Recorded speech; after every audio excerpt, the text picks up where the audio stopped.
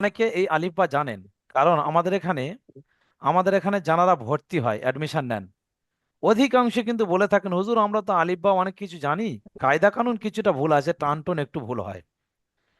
তো সেই জায়গা আমাদের ধারণা অধিকাংশ জানেন, কিন্তু একটা ব্যাচের যারা থাকেন অধিকাংশ জানেন মানে হয়তো হতে পারে একটা ব্যাচে 10 জনের মধ্যে 2 জন নাও জানতে পারেন, একেবারে নতুন 8 জন হয়তো একটু আধা জানেন, বা মোটামুটি ধরেন জানেন। সেই জন্য যারা জানেন তাদের কাছে একটা রিকোয়েস্ট, আপনারা অন্তত যারা নতুন তাদের দিকে একটু খেয়াল রেখে, যাতে আমি বা যেই পড়ান না কেন এত সুন্দরভাবে যাতে সবাইকে নিয়ে যেতে পারি, নতুনদেরও যেমন সুবিধা হয়, এবং আপনি একটু ধৈর্য ধরবেন।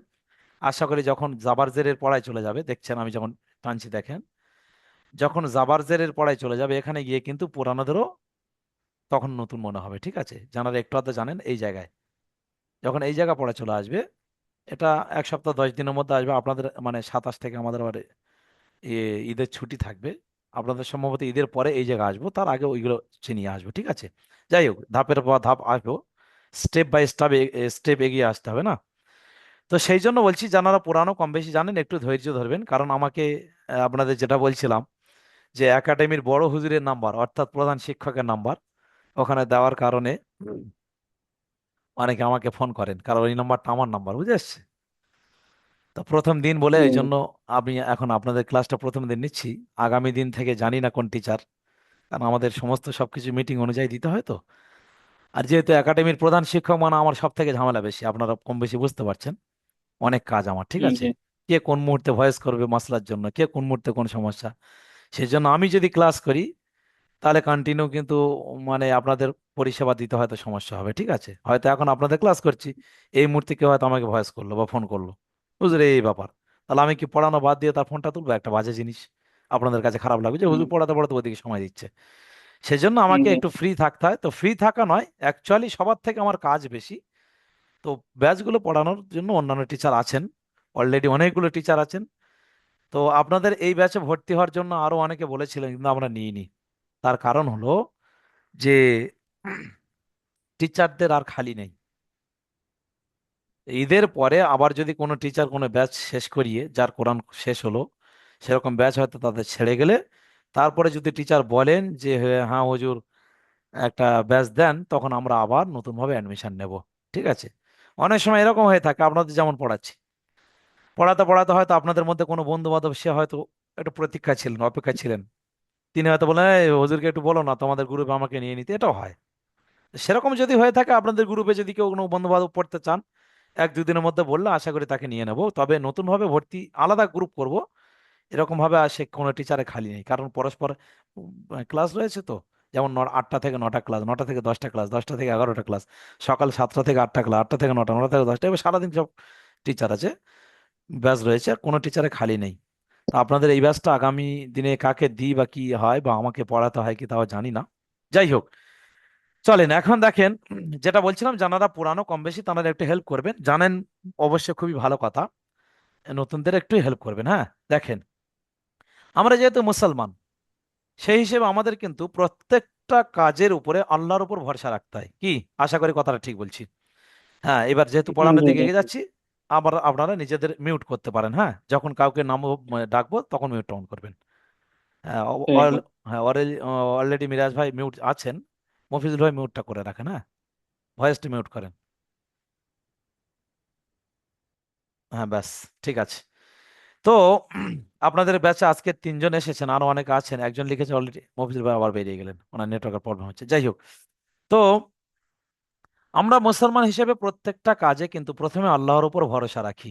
সেই জন্য আমরা আল্লাহর উপর ভরসা রাখতে গিয়ে মুসলমানরা প্রথমে কিন্তু আল্লাহর নাম নিয়ে কিন্তু আমরা প্রতিটা কাজ শুরু করে থাকি। সেই রকম ভাবে আপনাদের যে সামনে যে বইটা দেখতে পাচ্ছেন, আপনার যে মোবাইলের স্ক্রিনে ভেসে উঠেছে, এখানে কিন্তু দেখেন এরকম শুরুতে একদম লেখা রয়েছে বিসমিল্লাহির রহমানির রহিম, যার বাংলা অর্থ হলো পরম করুণাময় ও অসীম দয়ালু আল্লাহর নামে শুরু করছি। তারপরে দেখেন এখানে একটা আরবি লেখা রয়েছে, আপনারা হয়তো টুকিটাকি জানারা জানেন পড়তে পারবেন, জানারা পড়তে পারবেন না, সেজন্য আপনাদের উপর ভরসা করছেন, আমি নিজে বলছি। এখানে লেখা রয়েছে রব্বি ইয়াসসির ওয়ালা তুআসসির ওয়াতাম্মিম বিল খাইর ওয়াবিকা নাস্তাঈন ইয়া ফাত্তাহ রব্বি জিদনি ইলমা। আজকের আমি হু হু করে পড়লাম, আপনি দেখবেন 1.5 থেকে 2 মাসের মধ্যে আপনিও এটা পড়তে পারছেন, কারণ আপনাদেরকে পড়িয়ে পড়িয়ে সেই জায়গায় নিয়ে যাওয়া হবে। ঠিক আছে? তো যাই হোক, তো এই যে রব্বি ইয়াসসির ওয়ালা তুআসির, এই যে এটা হলো একটা দোয়া, আল্লাহর কাছে একটা সাহায্য চেয়ে নেওয়া।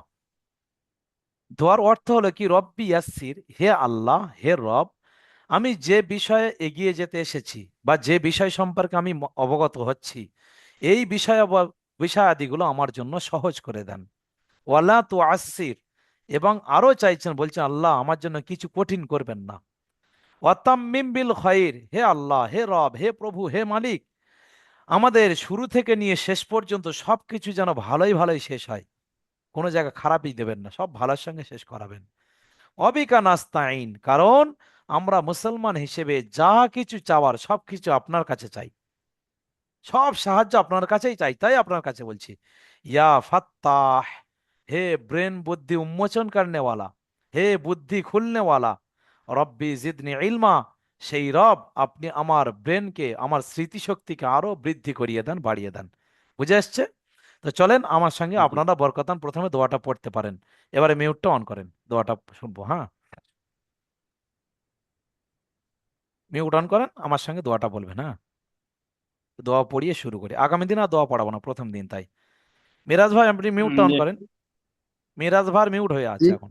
হ্যাঁ, চলেন আমার সঙ্গে বললেন, রব্বি ইয়াসসির রাব্বি ইয়াসসি Yes, ওয়ালা তুআসসির, ওয়ালা তুআসসি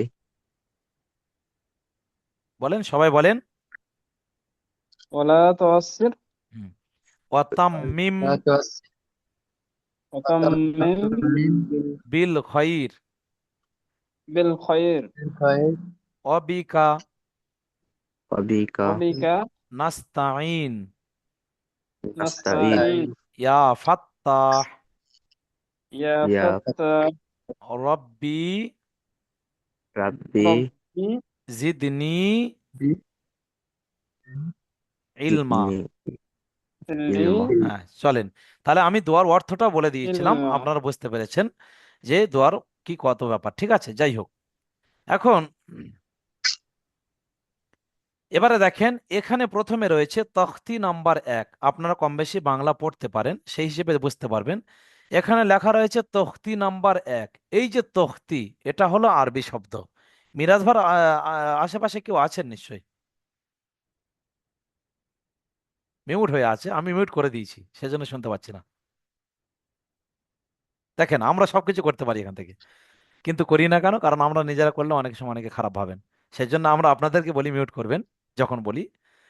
আবার অনেক সময় দেখা যায় আপনারা মিউট না করলে, অনেক সময় সাইড থেকে কোনো শব্দ ধরলে আমরা নিজেরাও মিউট করে দিই এখান থেকে, কারণ আমাদের হাতে মাউস রয়েছে না, আমরা তো কম্পিউটারে বসে আছি, দেখছেন? ঠিক জি আছে, জি জি। কম্পিউটার পড়াচ্ছে, মাউস রয়েছে, সব ঘুরিয়ে গেলে আমরা করতে পারি, কিন্তু করি না কেন? নিজেরা সব জায়গা মাস্টারি করলে অনেক সময় মানুষের কাছে খারাপ লাগে। সেই জন্য, যাই হোক, মিরাজ ভাই একটু ক্লাসের দিকে একটু মনোযোগ হবে, আপনি বারবার সাইডে তাকাচ্ছেন, সম্ভবত কেউ আছেন। ঠিক আছে, যাই হোক, একটু মনোযোগ দিয়ে। হ্যাঁ, দেখেন, তাহলে এই যে তখতি নাম্বার, এটা হলো আরবি শব্দ।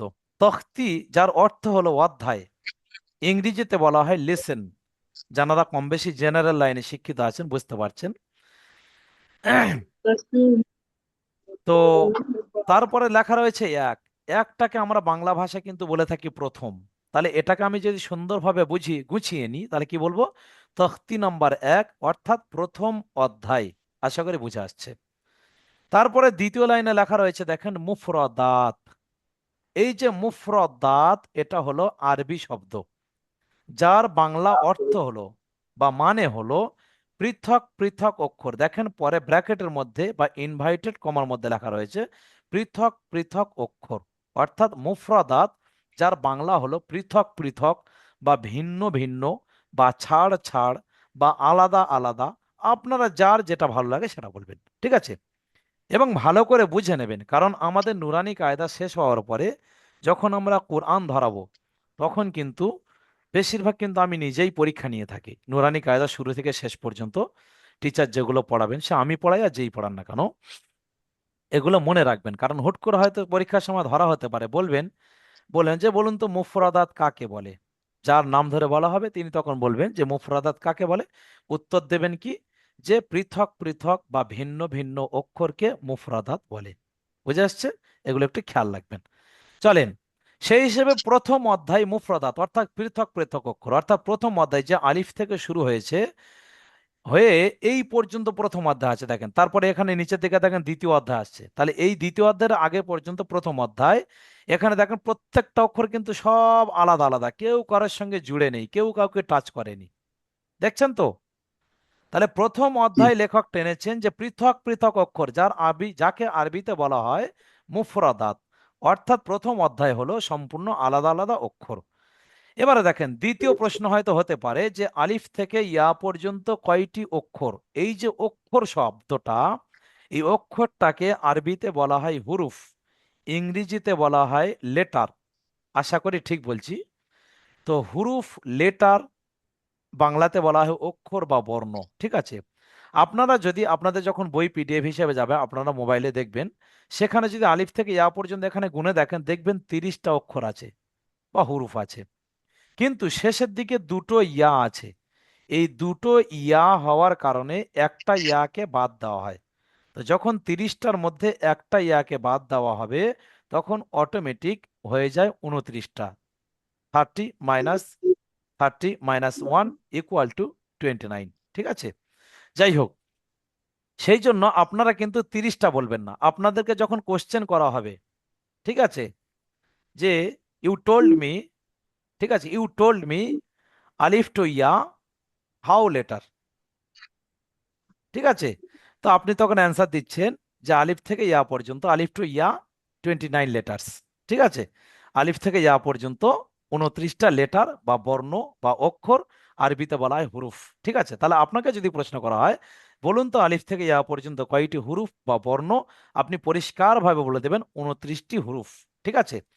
এবারে 29টি হুরুফ এইটাই অনেকে জানেন। দেখেন এখানে লেখা রয়েছে, নিচে বাংলাতে বানান লেখা রয়েছে আকার লহস্যই ফা আলিফ, তারপরে নিচে লেখা রয়েছে বয় আকারে বা, তারপরে দেখেন নিচে লেখা রয়েছে তয় আকারে তা, তারপরে দেখেন নিচে বাংলায় উচ্চারণ লিখে দিয়েছে দন্তেশ আকারে সা, তারপরেটা দেখেন বর্গীন জ দীর্ঘই ম জিম।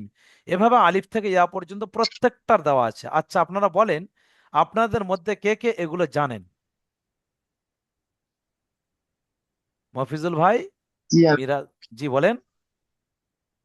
আমি কিছুটা জানি, মানে কিছু কয়েক বছর আগে মানে কোরআন শরীফ তেলাওয়াত করেছিলাম, খতমও আচ্ছা আচ্ছা আচ্ছা দিয়েছিলাম। আচ্ছা তো আচ্ছা আচ্ছা। 5-6 বছর হয়ে গিয়েছে।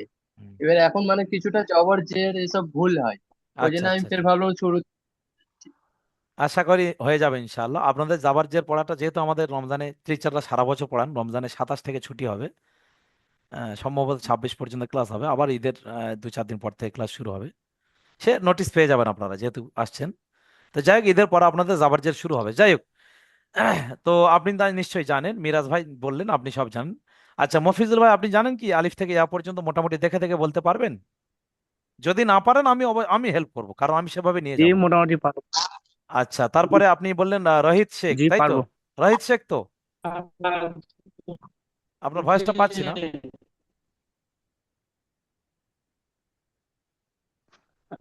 হ্যাঁ, আপনি, বলেন জি। বলছি আপনার কি রোহিত শেখ না কি বললেন? হ্যাঁ, রোহিত শেখ। হ্যাঁ হ্যাঁ। তাহলে আপনি লিফট থেকে ইয়া পর্যন্ত মোটামুটি জানেন নাকি না?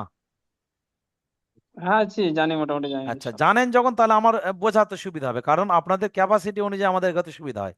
ঠিক আছে? হ্যাঁ জি জি। একজন টিচার স্টুডেন্টের ক্যাপাসিটি না জানা পর্যন্ত কিন্তু সঠিকভাবে আদান প্রদান করতে পারে না। সেজন্য আমরা একটু জেনে নিই। যাই হোক, হ্যাঁ জি। অনেকে আছেন অন্যান্য ব্যাচে আসেন অনেক সময়, ওই যে হুজুর আমি বাংলা তো মোটে পড়তে পারছি না। আমি বললাম ভয়ের কোনো জায়গা নেই, আপনি যখন প্রকাশ করেছেন তখন আমি সেই সিস্টেমেই পড়াবো, অন্য আর কিছু নয়। যাই হোক, এখন দেখেন আপনারা যদি জানেন নিশ্চয় বলতে পারবেন, এখান থেকে আলিফ থেকে ইয়া পর্যন্ত কম বেশি বলতে পারবেন। ঠিক আছে? তবু আমি একবার বলে দিচ্ছি, এটা হলো আলিফ, এটা জি বা, তা, সা। এবার এখানে আরো কিছু কথা আছে দেখেন, সেটা বলে আমি বলছি। এই যে আলিফ রয়েছে, জি আলিফের পাশে দেখেন একটা ক্রস চিহ্ন মারা আছে, চিকে মারা আছে, নিশ্চয় দেখতে পাচ্ছেন। জি আর ঠিক ওইরকম জি নিচের দিকে গিয়ে দেখেন এই যে হামজা, এটাকে হামজা বলে জানেন তো? এই যে জি। হামজার পাশে ওরকম ক্রস চিহ্ন জি আছে। জি। তাহলে আলিফ থেকে ইয়া পর্যন্ত 29টি লেটার, 29টি হুরুফ, শুধুমাত্র আলিফ আর হামজা এই দুটোর পাশে চিকে মারা আছে। দ্বিতীয়ত, বার নিচে এক লেখা রয়েছে, তার নিচে এক, সার নিচে এক, জিমের নিচে তিন। দেখছেন তো? ভালো করে দেখেন। হার পাশে এক, জি খর পাশে এক, দালের জি পাশে তিন, জালের পাশে তিন, রর পাশে এক, জার পাশে এক। এভাবে কিছু অক্ষরের নিচে এক লেখা রয়েছে, কিছু অক্ষরের নিচে তিন লেখা রয়েছে। এই যে রহস্যগুলো, কারোর পাশে চিকে মারা আছে, কারোর এক, কারোর তিন। ব্যাপারটা কি? তার কারণটা হলো, আলিফ থেকে ইয়া পর্যন্ত যে আরবি অক্ষরটা, আরবি ও হুরুফগুলো হালকা একটু টেনে পড়লে শ্রুতি মধুর হয়, অর্থাৎ শুনতে ভালো লাগে। ঠিক আছে? সেজন্য আরবির যে সমস্ত অক্ষরের পাশে এক লেখা আছে বা নিচে এক লেখা রয়েছে, এগুলো এক আলিফ বলা হয়। এক আলিফ বলতে একটু টেনে। আগামী দিনে আপনাদের যখন আলিফ মাদা ইয়ামাদা ওমাদা কায়দা আসবে, সেখানে এক আলিফ কাকে বলে পরিষ্কারভাবে আরো ডিটেলস বোঝানো হবে। এখন আপনাদের এক আলিফ বলতে অত ডিটেলস, মানে একটু টেনে বলবেন। যেমন কিরকম, বার নিচে এক আছে, তার মানে বাটা একটু টেনে বলবেন। কিরকম? বা, তার নিচে এক, তা, সা। দেখছেন, এগুলো নিচে এক আছে মানে এই পরিমাণ টানবেন। তারপর যার নিচে তিন আছে, তিন জি মানে এর থেকে তিন ডবল বেশি হবে, তিন গুণ বেশি টানতে হবে। তার মানে জিমের নিচে তিন আছে মানে জিমটা বেশি করে টানবেন। কিরকম? জিম। বুঝে আসছে? মানে বা, তা, সা যেমন জি টেনেছেন তার থেকে জিমটা বেশি টানতে হবে। কিন্তু আলিফ আর হামজা এই দুটোর পাশে ক্রস চিহ্ন আছে, চিকে মারা আছে। তার কারণ হলো, আলিফ আর হামজা এই দুটো অক্ষর কোনো টান হয় না। এ দুটো ঝাট বলতে হবে। কিরকম? আলিফ। হামজাটা কিরকম বলবেন? হামজা। কেউ যদি বলে আলিফ, মানে ভুল হয়ে গেল। কেউ যদি বলে জি হামজা, ভুল হয়ে গেল। ঠিক আছে? তাহলে এগুলো খেয়াল রাখতে হবে। আলিফ জি থেকে ইয়া পর্যন্ত শুধুমাত্র দুটো হুরুফের চিকে মারা আছে। কি? সে দুটো হলো আলিফ আর হামজা। তার মানে ওই দুটো কোনো টান হবে না, ওই দুটো ঝাট করে তাড়াতাড়ি বলতে হবে। বাকি যেগুলোর নিচে এক লেখা রয়েছে সেগুলো একটু বেশি একটু টানবেন, যেগুলোর নিচে তিন আছে সেগুলো একটু বেশি টানবেন। আপনাকে যখন কোরআন ধরানো হবে তখন আপনার পরীক্ষা প্রশ্ন হতে পারে, আচ্ছা বলুন তো, আলিফ থেকে ইয়া পর্যন্ত কয়টি হুরুফ? আপনারা বলছেন 29টি, কারণ একটু আগে উত্তরটা পেয়েছেন। এখন কারণ যখন ধরা হবে তখন তো আপনাকে এটা সামনে থাকবে না, জি। আপনার হয়তো এইরকম পেজ খোলা রয়েছে। বুঝতে পারছেন? আলিফ থেকে ইয়া পর্যন্ত আর সামনে নেই, যেহেতু আপনি পড়ে এসেছেন, পরীক্ষা নেওয়া জি হচ্ছে। তো আপনাকে তখন ধরা হলো, তখন এবার বলবো, ভাই তো বলুন তো, আলিফ থেকে ইয়া পর্যন্ত কটা হুরুফে টান হয় না? আপনারা কি বলবেন? কটা হুরুফে টান হয় না? আলিফ আর দুটা। হামজা। দুইটা হুরুফে টান হয় না। কি কি? আলিফ আর হামজা। তারপরে আপনাকে হয়তো প্রশ্ন করা হতে পারে, কোশ্চেন করা হতে পারে, বলুন তো, তা কতগুলো, কত আলিফ টান হবে? আপনি তাহলে কি বলবেন? এখন তো ওগুলো মুখস্থ করেননি। ঠিক আছে, মফিজুল ভাই আবার বেরিয়ে গেছেন। আচ্ছা, আপনাদের একটা কথা আমি বলি। আচ্ছা, মফিজুল ভাই আসুক, তারপর বলছি। তার আগে একটু বুঝিয়ে দিই। তাহলে আপনাদের কিন্তু এখন মুখস্থ করানো হয়নি যে কার নিচে এক আছে, কার নিচে তিন আছে। এখানে হয়তো যখন দেখে পড়বেন, তখন যেটার নিচে এক আছে আপনি এক আলিফ পরিমাণ টানবেন, যেটার নিচে তিন আছে আপনি সেটা তিন আলিফ টানলেন। কিন্তু আগামী দিনে কিভাবে পড়বেন? মুখস্থ করবেন কি না? আমি এমন একটা সিস্টেম বলে দেব যে আপনাকে মুখস্থ করতে হবে না, অথচ পরীক্ষায়, এক্সামিনেশনে আপনাকে যে কোশ্চেন করা হবে আপনি সেটা অনায়াসে চোখ মুজিয়ে বলে দেবেন যেটা এক আলিফ টান হবে না তিন আলিফ টান হবে। তার সূত্রটা একটু বলে দিচ্ছি, দেখেন। যে সমস্ত অক্ষরগুলো একটা অক্ষরে বানান আছে, যেমন দেখেন, বা, শুধু একটা অক্ষরে বানান বয় আকারে বা, এর দেখেন এক আলিফ টান আছে, এর পাশে এক। তা, একটা অক্ষর শুধু ত আকারে তা, ভালো করে বুঝে নেন, এর পাশে বা নিচে এক আছে। সা, মফিজুল ভাই বেরিয়ে গেছিলেন সেজন্য আর একবার কথা বলছি, দেখেন। যে কারণ এগুলো ইম্পর্টেন্ট, পরীক্ষা অনেক অনেক প্রশ্ন আসে। এখন আপনাদের প্রশ্ন করা হলো যে ঠিক আছে আপনারা বলুন, হুট করে বলা হলো যে সিন কত আলিফ টান আছে, আপনি কিভাবে বলবেন? তাহলে আপনাকে তাহলে মুখস্থ করতে হবে যে কোনটার নিচে এক আছে সেটা এক আলিফ, কোনটার নিচে দুই তিন আছে সেটা তিন আলিফ। কিন্তু আমি এমন একটা সূত্র বলে দিচ্ছি মফিজুল ভাই, আমি এমন একটা সূত্র বলে দিচ্ছি যেটা আপনাকে মুখস্থ না করেও আপনি চোখ বন্ধ করে নির্দ্বিধায় বলতে পারবেন যে কোনটা এক আলিফ টান হবে আর কোন অক্ষরটি তিন আলিফ টান হবে। সেটা বলছিলাম যে যে অক্ষরটা একটা অক্ষরে বানান রয়েছে, যেমন বা, একটা অক্ষরে বানান বয় আকারে বা, দেখেন এর নিচে এক লেখা রয়েছে। তা ওইরকম তয় আকারে তা একটা অক্ষরে বানান, নিচে এক লেখা রয়েছে। সা দন্তের স আকারে সা একটাই অক্ষরে বানান, নিচে এক লেখা রয়েছে। তাহলে যেগুলো একটাই অক্ষরে বানান সেগুলো কিন্তু একালি পরিমাণ টান হবে, মানে একটু কম টান হবে। কিন্তু যখন একার অধিক অক্ষরে বানান হবে, যেমন জিমটা দেখেন, জিমটা ডবল অক্ষরে বানান আছে, বর্গীয় জ দীর্ঘই আবার মু, দুটো মিলিয়ে তবে হয়েছে জিম। দেখেছেন? দেখেন তার পাশে লেখা রয়েছে 3। সূত্রটা পেয়েছেন? আমরা মনে করি যে শুধু ম্যাথমেটিক্সের সূত্র রয়েছে বীজগণিতে। হুম। এ বির সূত্র কি? a+b/2 তার হোল স্কয়ার মাইনাস a-b/2 তার হোল স্কয়ার, তাই না?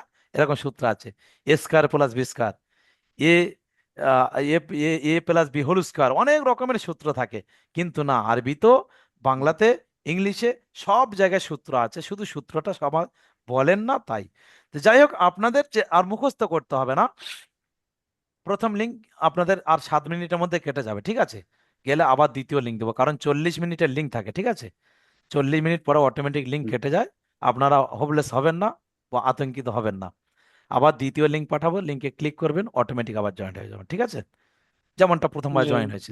যাই হোক, আপনাদের প্রথম লিঙ্ক আর 6 মিনিট বাকি আছে। 7 মিনিট ছিল, এবার 6 মিনিট, এখানে সব টাইম দেখাচ্ছে।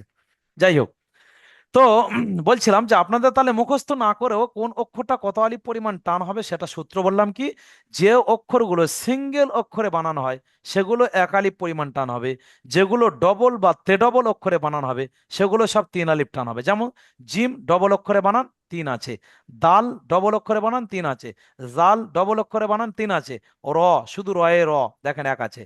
তারপরে দেখেন রর পরে যা, অন্তের জায়গায় যা, একটা অক্ষরে বানান এক আছে। তারপর দেখেন সিন, দেখেন ডবল অক্ষরে বানান 3 আছে। দেখছেন? এইভাবে আপনি চোখ মুজিয়ে বলে দিতে পারবেন। শুধুমাত্র একটা অক্ষর ডবল আছে, ইয়া, হস্যই অন্ত্যেস্ত আকারে আ, ইয়া, এই একটাই অক্ষর ব্যতিক্রম, এর ডবল অক্ষরে বানান হওয়া সত্ত্বেও এটা এক আলিফ টান হবে। বুঝে আসছে? তাহলে আলিফ থেকে ইয়া পর্যন্ত আপনাকে আগামী দিনে এরকম সরিয়ে দিয়ে, হয়তো যে টিচার এক্সামিনেশন নেবেন আপনাকে কোশ্চেন করবেন যে বলুন তো হামজা কত আলিফ টান আছে, আপনি কি বলবেন? হামজার মোটে টান হয় না, কারণ আলিফ আর হামজা এ দুটো মোটে টান হয় না। এখন আপনাকে হুট করে বললেন যে গইন কত আলিফ টান হবে, আপনি কি বলবেন? বলেন দেখি। মুখস্থ করেননি অথচ পারবেন, আমি সূত্র বলেছি। তাহলে আমার ভাবতে হবে যে গইনটা একটা অক্ষরে বানান না একের অধিক অক্ষরে বানান আছে, ভাবতে হবে। যদি একটা অক্ষরে বানানো হয়, শুধু গ থেকে যদি গইন হয়, তাহলে একালিপ টান হবে। আর যদি গইন বলতে গিয়ে হয় গ দীর্ঘই দন্তেন্য, তাহলে একের অধিক অক্ষর আসছে, তার মানে 3 অক্ষর। দেখেন, ওকে। বুঝে আসছে? দেখেন গইন, জি। এই যে আইন গইন, দেখেন গইন 3টে অক্ষরে বানানো আছে, গ দীর্ঘই দন্তেন্য, পাশে 3 লেখা রয়েছে। তাহলে ওই জন্য আমি এমন এমন জিনিস বললাম যে আপনারা এই বানানগুলো একটু খেয়াল রাখবেন। দেখবেন এক আলিফ কি 3 আলিফ অত মুখস্থ রাখার প্রয়োজন নেই, নিজেরাই অনায়াসে বলে দিতে পারবেন। সেজন্য আলিফ থেকে আমি একবার বলে দিচ্ছি, আপনারা একটু জানেন যখন, একটু খেয়াল রাখবেন। বলেন, এটা হলো আলিফ, বা, তা, সা, জিম। দেখেন জিমটা বেশি টেনেছি কারণ এখানে ডবল অক্ষরে বানান এবং 3 লেখা আছে। হা, জি। হাটা কম টেনেছি কারণ হাটা একটা অক্ষরে বানান একালিপ টান হয়। খ একটু কম টেনেছি কেন, খটা সিঙ্গেল অক্ষরে বানান একালিপ টান। তারপরে দালটা বেশ করে টান হচ্ছে, বেশি টানতে হচ্ছে। দেখেন দাল, কারণ দালটা ডবল অক্ষরে বানান 3 লেখা আছে। জাল ডবল বেশি টেনেছি কেন, জাল ডবল অক্ষরে বানান 3 লেখা আছে। র, দেখছেন র কম টেনেছি কারণ র সিঙ্গেল অক্ষরে বানান এক আছে। যা কম টেনেছি কারণ শুধু অন্তের জায়গায় যা।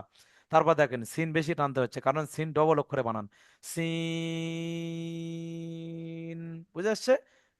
দন্তের স দীর্ঘই আবার দন্তের ন। তারপরে সিনের মতো দেখতে উপরে 3টে ফোঁটা ফোঁটা, এই ফোঁটাগুলোকে বলা হয় নুক্তা। মনে থাকবে? জি। এটাও 3 আলিফ হবে কারণ তালবেশ স দীর্ঘই দন্তের ন, ডবল অক্ষরে বানান, তাহলে বেশি টানতে হবে। শিন। বুঝে আসছে? জি। সদ, যদ, ত, জ, আইন, গইন, ফা, কফ, কাফ, লাম, মিম।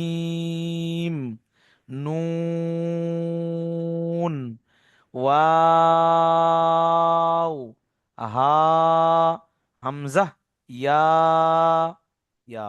বুঝে আসছে? তাহলে যেগুলো এক লেখা রয়েছে এখানে যখন আসবে তখন তো আমরা 1 আর 3 দেখে 1 আলিফ আর 3 লাইফ টানবো। কিন্তু যেগুলো আমার পরবর্তীতে দেখবো যে এটা সিঙ্গেল বানান না একের অধিক অক্ষরে বানান, বর্ণ নিয়ে বানান হচ্ছে, তখন সেগুলো 3 আলিফ। ঠিক আছে? এভাবে আপনারা সবাই আলিফ থেকে ইয়া পর্যন্ত পারেন, পারেন তো? কে জি জি। জি পারবেন না, পারি আমি। কে পারবেন না একটু প্রবলেম হয় বলেন। সবাই পারবেন? চলেন এবারে জি দেখেন, পারবো। পারবো। আপনারা আপনারা আমরা যখন ছোটবেলায় স্কুলে পড়েছিলাম, ওই খিচুড়ি স্কুল যেটা বলা হয়, তো জি। জি এখন অনেকে বলছে আইসিডিএস হ্যান ত্যান অনেক কিছু, যাই হোক, মানে আমাদের বাংলার ডিম আবার হিন্দি এলাকায় গেলে হয়ে যায় আন্ডা। এখানকার শশা জি। অন্য জায়গা, এখানকার শশা অন্য জায়গা হয়ে গেলে হয় ক্ষীরে। ঠিক আছে? তো যাই হোক, আমরা উত্তরপ্রদেশে 2 বছর পড়াশোনা করেছি। তো এক্সপ্রেস ট্রেনে প্রথম বছর 1 বছর পরে 1 বছর পরে বাড়ি ফিরছি। তো উত্তরপ্রদেশে যে ওই আর কি গাড়ির মধ্যে যে হকার ওই সিঙ্গাড়াটা বিক্রি করছিলেন, ওকে বারবার বলছেন সমস্যে, সমস্যে, সমস্যে। তো আমরা উত্তরপ্রদেশ ছিলাম, সিঙ্গাড়াকে সমস্যা বলা হয়। ভালো। ঠিক মানে উত্তরপ্রদেশ রাজ্য, যেমন আমাদের পশ্চিম ওয়েস্ট বেঙ্গল একটা রাজ্য, উত্তরপ্রদেশ পার হয়ে এবার যখন উত্তরাখণ্ডে ঢুকলো, তো সমস্যাই চলছে, হিন্দি ভাষী মানুষ। উত্তরাখণ্ড পার হয়ে যখন আমাদের এবার চলছে ঝাড়খণ্ডে ঢুকলেন, সব রাজ্য বলছে, এগুলো জেলা নয়, রাজ্য। সমস্যাই চলছে। ঝাড়খণ্ড থেকে যখন বিহারে ঢুকলো, সমস্যাই। বিহার ছেড়ে যেই উড়িষ্যা ঢুকেছে, সঙ্গে সঙ্গে বলছে সমস্যা সিয়াড়া, সমস্যা সিয়াড়া। একই হকার। কারণ হুম, বিহার উড়িষ্যায় এবার 2 রকম ভাষা চলে। ঠিক আছে? উড়িষ্যা থেকে এসে আবার ওখান থেকে ঘুরে যেয়ে আসানসোলে ঢুকলেন, এবার আমাদের পশ্চিমবাংলা ঢুকে গেছে আসানসোল বর্ধমান। আসানসোলে এসে সে সঙ্গে সমস্যা পুরো ভুলে গেছে, শুধু সিঙ্গাড়া। বুঝে আসছে? তো যাই হোক, এগুলো জায়গা ক্ষেত্রে নাম পরিবর্তন হয়, সময়ের সাথেও নাম পরিবর্তন হয়। তা আমরা যখন খিচুড়ি স্কুলে পড়েছিলাম, সেই খিচুড়ি স্কুলটা বর্তমান 2026 সালে এসে নাম হয়েছে কি আইসিডিএস। তা যাই হোক, ঘটনা আর কিছু নয়। আইসিডিএস বলি আর খিচুড়ি স্কুল বলি, যাই বলি না কেন, আমরা কিন্তু ছোটবেলায় যখন বাংলা বই পড়েছিলাম বর্ণ চেনার জন্য, সে বর্ণ পরিচয় বলি বা আদর্শ লিপি বলি, জি। যাই বলি না কেন, স্বরবর্ণ ব্যঞ্জন বর্ণ তখন পড়েছিলাম। প্রথমে ওয়া আ হস্য দীর্ঘ রি লি এ ওই ও ও, এইভাবে হস্য দীর্ঘ রি লি এ ওই ও ও, এইভাবে পড়েছিলাম। তারপরে ক খ গ ঘ উয়া, এভাবে চন্দ্রবিন্দু চাঁদ খেয়ে পর্যন্ত পড়েছিলাম। তা প্রথমে এই অক্ষরগুলো চেনার পরে আমরা সেই অক্ষর কেমন চিনতে পেরেছিলাম সেগুলো জানার জন্য আপনাদের প্রথম নিয়ে আর 1 মিনিটের মধ্যে কেটে যাবে, হ্যাঁ, আবার দ্বিতীয় লিঙ্ক পাঠাবো। তো সেই অক্ষরগুলো আমরা জি কেমন জি। ভাবে চিনেছিলাম সেগুলো আমাদেরকে পরীক্ষা করার জন্য সেই সমস্ত বইয়ে কিন্তু পরের পেজে গিয়ে ও অক্ষরগুলো একটু ঘুরিয়ে ফিরিয়ে দিত, তাই না? প্রথমে গ, তারপর উঙা, তারপরে ল, তারপরে ক, এভাবে ঘুরিয়ে ফিরিয়ে দিত, যে আমরা ঠিকঠাক বর্ণগুলো চিনতে পারছি।